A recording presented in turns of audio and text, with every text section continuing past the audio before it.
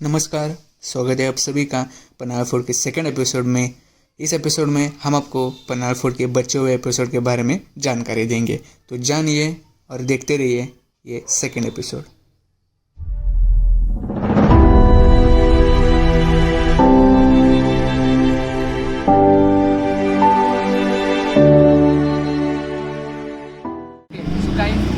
हम जहाँ खड़े हैं, मेरे पीछे आप देख रहे होंगे अंडरबाव करके इस वास्तु का नाम है।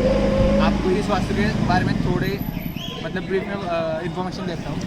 जो पहली बिल्डिंग आप देख रहे हैं वो जो मावले लोग हुआ करते थे उनको रहने के लिए हुआ करती थी। जो नीचे जो सेकंड फ्लोर जो नीचे की वो मंजिल है, वहाँ सब ऐसे जो दारूगोला हुआ करता था वो वहाँ स्टोर किया गया जाता था। और जो तीसरी है आप देख रहेंगे कि वहाँ जो है वो कुआं है। वो देखिए ना, सिग्निफिकेंट देखिए इस वास्तु का। कुआं है वो, पानी के ऊपर ये बिल्डिंग कंस्ट्रक्ट की है। क्यों की है इसका भी एक रीज़न है कि जब इस किले को वेड़ा मराठी में वेड़ा पड़ता था, तब सब रसद जो खाना हुआ करता था या जो पानी हुआ करता था उसमें जहर मिलाया करता था। तो ऐसा कुछ ना हुए इसलिए किले पर ही ऐसे जो कुआं है वो कंस्ट्रक्ट किया और उसके ऊपर ये जो वास्तु जो है वो कंस्ट्रक्ट किया। ये जो औरंगजेब नहीं, जो आदिल शाह था उसने ये कंस्ट्रक्ट किया है। गाइस, मैंने पहले ही बताया था कि ये जो किला है वो बहुत ही ऊपर है, सी लेवल से बहुत ही ऊपर है। अगर गांव के यहाँ जाए तो खुदाई की जाए तो 100-200 फुट अगर खुदाई की जाए तब भी पानी नहीं मिलता। लेकिन इस किले की एक खास बात है, वो है ये जो कुआं है वो 7 फीट सिर्फ 7 फुट खुदाई करते हुए किया और वो पानी वहाँ मिल गया दोस्तों। ये इस वास्तु की ये बोलो खास बात है।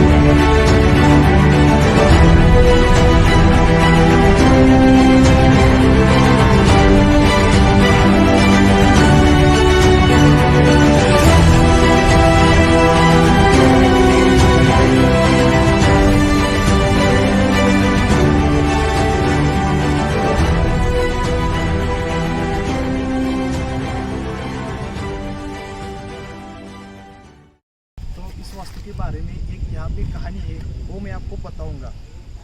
एक समय था जब भोज राजा था, वो कंस्ट्रक्ट करना चाहता था, लेकिन उस समय ये कंस्ट्रक्ट हो नहीं पा रहा था क्योंकि तैयार करने बैठे थे लोग तब गिर जाता था। तो आप तटबंदी देख सकते हो, ये तैयार करने अड़चने आ रही थी, मुश्किलें आ रही थी।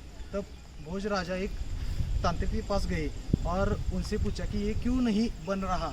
तब उन्होंने कहा कि मराठी में उसे कहते हैं कि आपको जिंदा आदमी का बळी देना पड़ेगा, का माणसाला इथं मृत स्वतः करायला पाहिजे, उसके बाद ही वो तैयार होगा। लेकिन कोई तैयार नहीं हुआ, लेकिन एक औरत तैयार हुई। इसलिए एक औरत तैयार हो गई क्योंकि उसने राजा के पास एक क्या बोलते हैं उसको, शर्त रखी। और उसमें शर्त ये थी कि वो प्रेग्नेंट थी और शर्त में ये बताया कि अगर मेरे को लड़का पैदा हुआ तो आप उसको राजा बनाएंगे, अगर लड़की पैदा हुई तो मैं इसके साथ बलि दूंगी। तो नसीब में नहीं था, 2 लड़कियां हुई और 3 ही लड़कियां उस समय बलि दी। और ये 3 कोठारी तैयार बनवाए। जिस औरत ने यहाँ पे प्राण दिए वो एक तेली समाज की थी और उस गंगू तेली उनका नाम था। और उस औरत ने प्राण दे दिए और उनको 2 लड़कियां प्राप्त हुई और वो लड़की के साथ प्राण देना पड़ा। और उस समय उस राजा ने इस 3 ही कोठार का नाम, एक गंगा और ये सरस्वती और यहाँ पे है यमुना, ये तीनों के नाम से यहाँ पे कोठारों को नाम उस राजा ने दिया। सो गाइस दोस्तों, हम अगले वास्तु के तरफ बढ़ते हैं। जो मेरे पीछे आप देख रहे हैं उस वास्तु का नाम है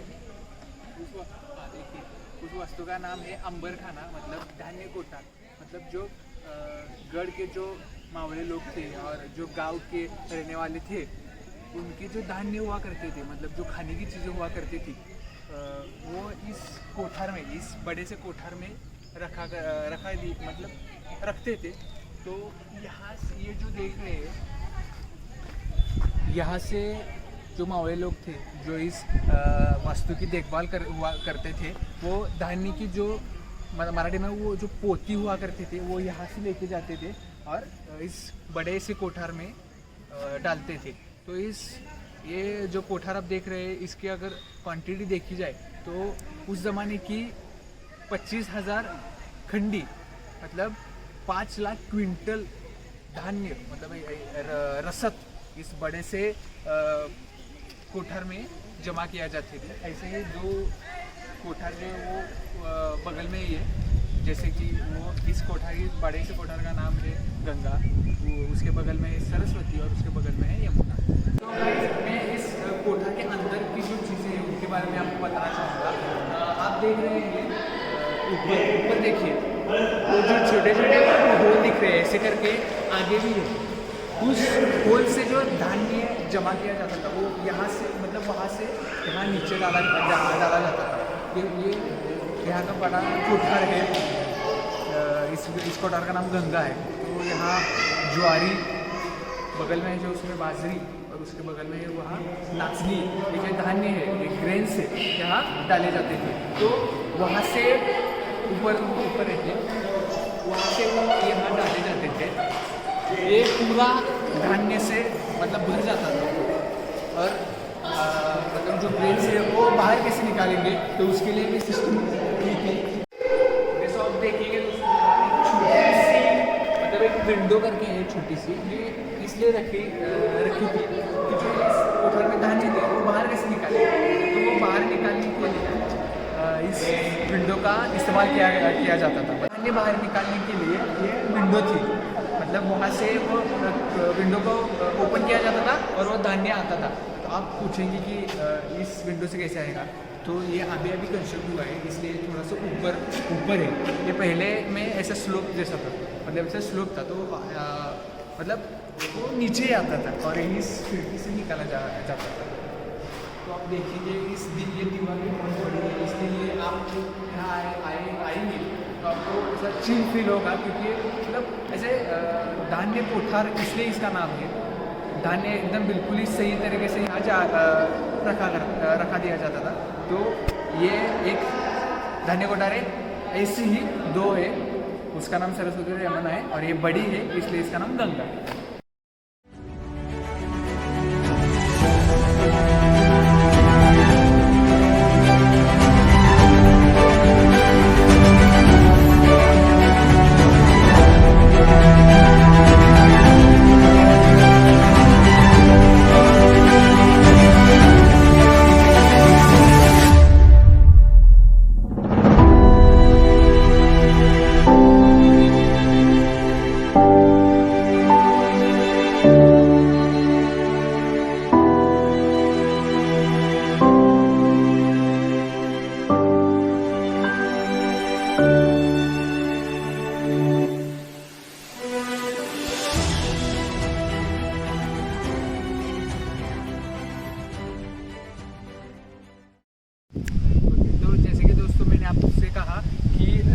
कोठार है जहाँ हम खड़े हैं, वैसे ही 2 कोठार है, सरस्वती और यमुना, वो आप देख सकते हैं।